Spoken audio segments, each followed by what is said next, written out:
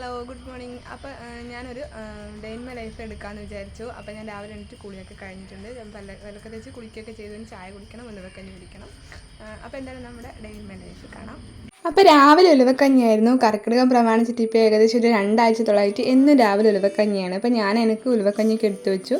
അപ്പോഴത്തേക്കും മോൻ എണീറ്റ് വന്നു. അപ്പോൾ മോന് വേണ്ടിയിട്ട് ഇഡ്ഡലി കൊടുത്തു. അപ്പോൾ ഓന് ഉലുവക്കഞ്ഞി ഇഷ്ടമാണ്, പക്ഷേ വെറും വയറ്റിൽ കഴിക്കാൻ അവന് മധുരം കഴിക്കാൻ ഒട്ടും ഇഷ്ടമല്ല. അതുകൊണ്ട് ഞാൻ അവന് ഇഡ്ഡലി ആയിരുന്നു കൊടുത്തിട്ടുണ്ടായിരുന്നത്. അപ്പം ഞങ്ങൾ രണ്ടാളും ഒരുമിച്ചിട്ട് ചായയൊക്കെ കുടിച്ചു. അപ്പോൾ അവന് കുട്ടിയുടെ കൂടെ ചിക്കൻ കറിയും കൂടെ ഉണ്ടായിരുന്നു, പക്ഷേ ചിക്കൻ എടുക്കുന്ന വീഡിയോ എന്നോട് മറന്നുപോയി. അപ്പം ഞങ്ങൾ രണ്ടാളും ചായയൊക്കെ കുടിച്ചിട്ട് വയലിലേക്ക് പോയി. അമ്മ അലക്കി വെച്ചിട്ടുണ്ടായിരുന്നു. അപ്പോൾ അമ്മ പണിക്ക് പോയതാണ് രാവിലെ. അപ്പോൾ അലക്കി വെച്ചിട്ടുണ്ടായിരുന്നു. അപ്പോൾ അതൊക്കെ വിരിച്ചിടാനുള്ള പണിയായിരുന്നു എനിക്കുണ്ടായിരുന്നത്. അപ്പോൾ ഞങ്ങൾ രണ്ടാളും, ഞാൻ ഓനെയും കൂടെ എടുത്തു, കാരണം ഓനെ അങ്ങനെ വീട്ടിൻ്റെ ഉള്ളിൽ ഒറ്റയ്ക്ക് ഇരിക്കില്ല, പേടിയാണ്. അപ്പോൾ അതാ ഞങ്ങൾ വയലിൽ വന്ന് ആ തുണിയൊക്കെ ഒന്ന് വിരിച്ചിട്ടു. അപ്പോൾ ഇത് അമ്മേൻ്റെ ആല് എന്ന് പറയുന്നത് ഭയങ്കര താഴെയാണ്. അമ്മ ഇങ്ങനെ ഹൈറ്റ് കുറവായതുകൊണ്ട് തന്നെ താഴത്താണ് ആലുള്ളത്. അപ്പോൾ ഞാൻ അതൊക്കെ തുണിയൊക്കെ വിരിച്ചിട്ടു. പിന്നെ വീട്ടിലേക്ക് ഇങ്ങനെ തിരിച്ചു വന്നു. പിന്നെ എനിക്ക് പണിയുണ്ടായിരുന്നു വെച്ചാൽ അടുക്കള ഭയങ്കര മെസ്സായിട്ട് കിടക്കായിരുന്നു. അമ്മ രാവിലെ എല്ലാം ഉണ്ടാക്കി വെച്ചിട്ട് പോയതാണ്, അടുക്കളത്തെ പണിയൊക്കെ കഴിഞ്ഞിട്ട്. പക്ഷേ അത് ഒന്നും ക്ലീൻ ആക്കിയിട്ടില്ല. അപ്പോൾ അതൊക്കെ ക്ലീൻ ആക്കാനൊക്കെ ഉണ്ടായിരുന്നു. അപ്പോൾ ഇഡ്ഡലിയൊക്കെ ആ ഒരു തട്ടിൽ തന്നെയായിരുന്നു ഉണ്ടായിരുന്നത്. അപ്പോൾ അതൊക്കെ ഞാൻ ഇഡ്ഡലി വേറെ പാത്രത്തിലൊക്കെ ആക്കി വെച്ചു. പിന്നെ കുറച്ച് പാത്രങ്ങളൊക്കെ കഴുകാനുണ്ടായിരുന്നു. അതൊക്കെ മൊത്തത്തിലൊന്ന് ക്ലീനാക്കി വെക്കാനൊക്കെ ഉണ്ടായിരുന്നു. അപ്പോൾ ഞാൻ ഇഡ്ഡലിയൊക്കെ വേറെ പാത്രത്തിലാക്കി വെച്ചു. അപ്പോൾ ഞങ്ങൾക്ക് മാത്രം വേണ്ടതിനെ കൊണ്ട് അമ്മ കുറച്ച് ഇഡ്ഡലി ഉണ്ടാക്കിയിട്ടുള്ളൂ. അപ്പോൾ അമ്മക്കും അനിയനൊന്നും വേണ്ട രാവിലത്തെ ആ ഒരു ചായക്കൂട്ടിൽ. പക്ഷേ എൻ്റെ മോന് നിർബന്ധമാണ്, ഓന് എന്തെങ്കിലും ഒരു അരിഭക്ഷണം രാവിലെ മസ്റ്റാണ്. അപ്പോൾ അതുകൊണ്ട് തന്നെ എനിക്കും അങ്ങനെ തന്നെയാണ്. ഉലുവക്കഞ്ഞി കുടിച്ചാലും എന്തെങ്കിലുമൊക്കെ രാവിലെ ഒരു കുറച്ച് കട്ടിയിൽ എന്തെങ്കിലും കഴിക്കണം. അതുകൊണ്ട് ഞങ്ങൾക്ക് വേണ്ടിയിട്ട് മാത്രമാണ് ഇഡ്ഡലി ആക്കിയിട്ടുണ്ടായിരുന്നത്. അപ്പോൾ അതത്രേ ഉണ്ടായിരുന്നുള്ളൂ.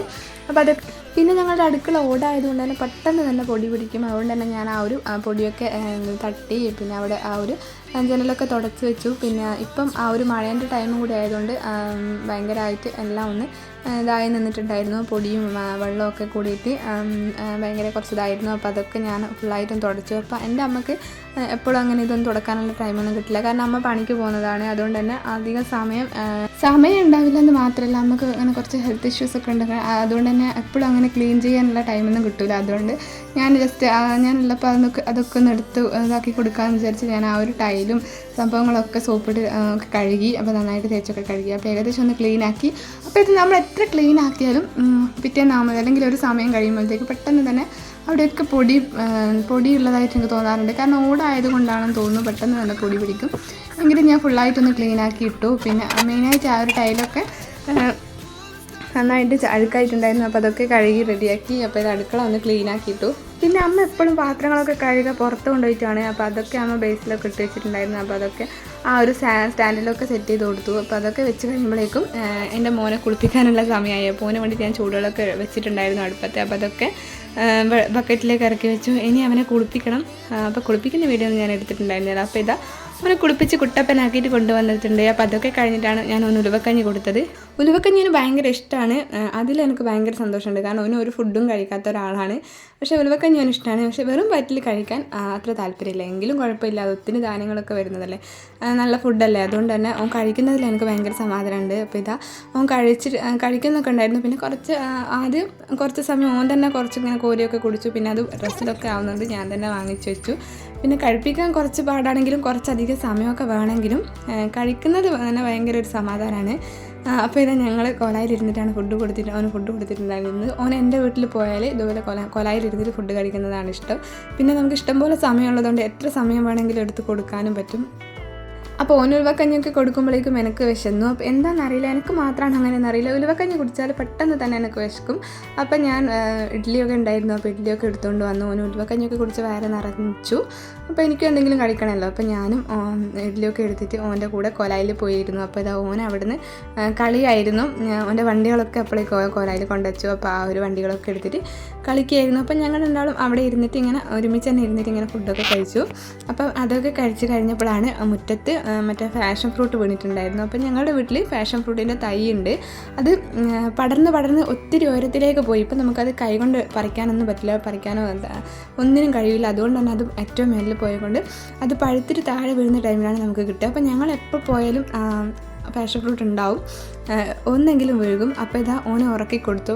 അതൊക്കെ കഴിച്ച് കുറച്ച് സമയം കഴിഞ്ഞപ്പോൾ ഓനെ ഉറക്കി കൊടുത്തു. പിന്നെ എനിക്ക് ഉച്ചക്കത്തെ ഫുഡിന് വേണ്ടിയിട്ട് കുറച്ച് സംഭവങ്ങളൊക്കെ ഉണ്ടാക്കാനുണ്ടായിരുന്നു. അപ്പോൾ ഇതാ ഒരു മുട്ട പൊരിച്ച് വെച്ചു. പിന്നെ ഉപ്പേരി ഉണ്ടായിരുന്നു, അപ്പോൾ അത് അമ്മ മുറിച്ചിട്ട് വെച്ചിട്ടുണ്ടായിരുന്നു. ഞാൻ ജസ്റ്റ് അത് ഉണ്ടാക്കി. പിന്നെ കറി അമ്മ രാവിലെ പോകുന്ന ടൈമിൽ തന്നെ അമ്മ കറി സെറ്റാക്കിയിട്ടുണ്ടായിരുന്നു. അപ്പോൾ എന്തായിരുന്നു കറി അന്ന് എനിക്ക് ഓർമ്മയില്ല, കർമൂസും പരിപ്പുമാണെന്ന് തോന്നുന്നു.